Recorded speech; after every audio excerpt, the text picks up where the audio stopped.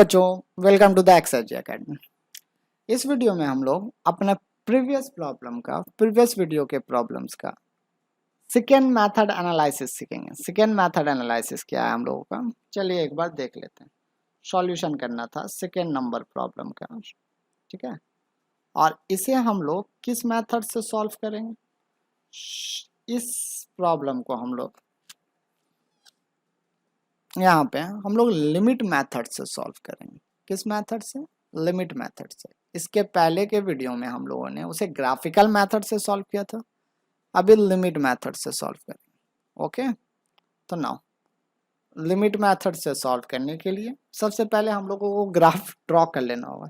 तो जल्दी अपना प्रीवियस कॉन्सेप्ट का यूज करते हुए, प्रीवियस वीडियो के नॉलेज का यूज करते हुए ग्राफ एक तुरंत आप ड्रॉ करें ताकि टाइम बचे और हम लोग जल्दी जल्दी इस पोर्शंस को कंप्लीट कर सकें।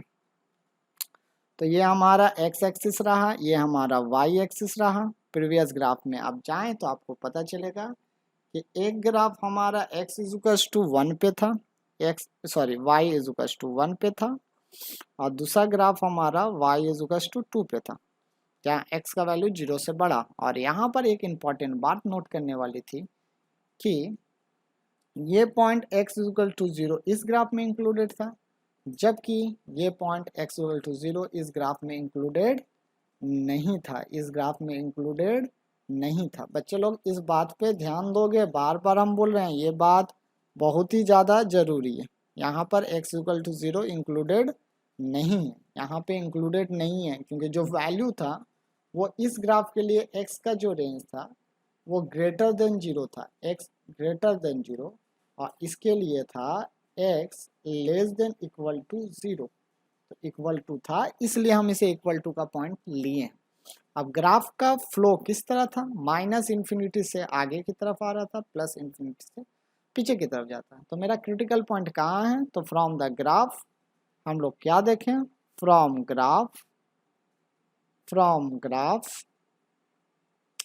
ग्राफ से ये ग्राफ ड्रॉ करना तो पड़ेगा ही। अगर लिमिट भी चेक करना है तो लिमिट्स का वैल्यू रख के भी हम लोग चेक कर सकते हैं, ऐसा बात नहीं है, पर ग्राफ ड्रॉ कर लेने से उसका प्रैक्टिकल अनुभव हो जाता है। तो हम लोग प्रैक्टिकल अनुभव करने के लिए किए हैं। बट चलिए हम लोग देखते हैं फ्रॉम ग्राफ क्रिटिकल पॉइंट किधर है हम लोगों के पास। क्रिटिकल पॉइंट यहाँ पर है, आप देखेंगे तो क्रिटिकल पॉइंट हम लोगों का मिलेगा, वो मिल जाएगा हम लोगों का critical point x is equal to 0 पे मिलेगा।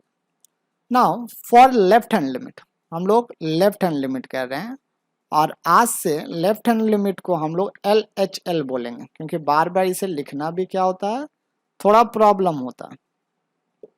तो आप लोग इस बात को नोट करके रखें और लेफ्ट हैंड लिमिट को थोड़ा सा सर्किट के लिए याद करके रखें। इसे बोले LHL, left hand limit.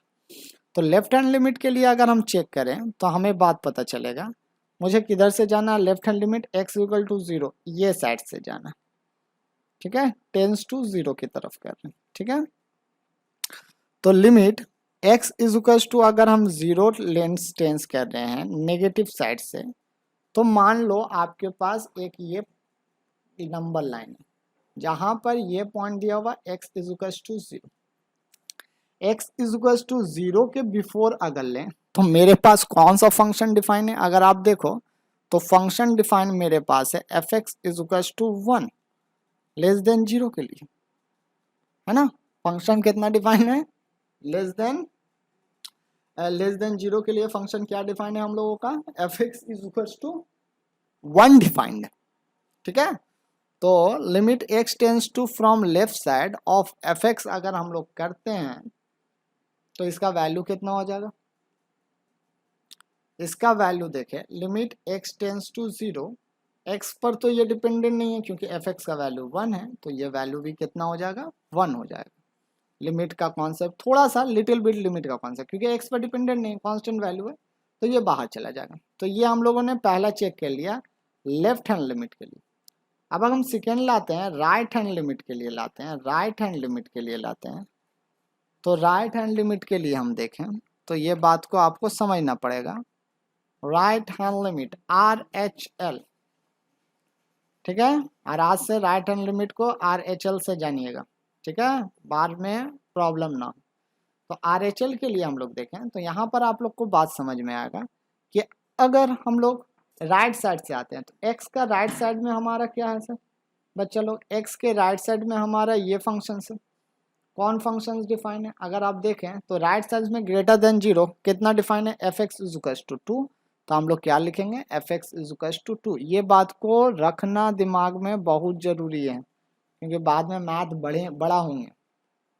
fx is equal to 2, fx is equal to 2 अगर ये राइट साइड में है तो हम लोग इस बात को लिख सकते हैं लिमिट x टेंस टू 0 की तरफ, कहाँ से सर, राइट साइड से बच्चा लोग।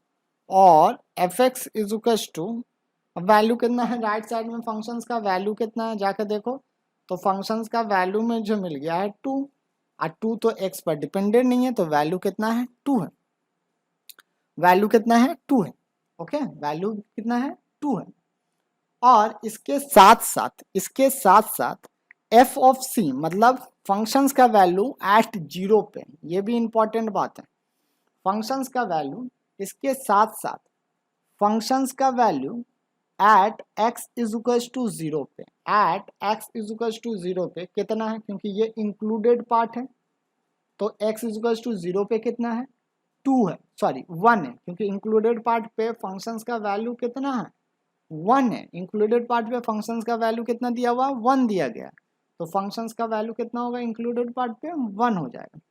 तो देयरफॉर अगर हम यहाँ पर देखें, यहाँ पर हम लोग कोशिश करें देखने का, तो हम लोगों को क्या पता चलेगा, आप ध्यान से देखिएगा। ऑरेंज पेन से हम लिखते हैं कि मेरा लेफ्ट हैंड लिमिट है, उसका वैल्यू कितना आ रहा, लेफ्ट हैंड लिमिट का वैल्यू 1 आ रहा। राइट हैंड लिमिट का वैल्यू कितना आ रहा बच्चा लोग, देखोगे तो पता चलेगा 2 आ रहा है।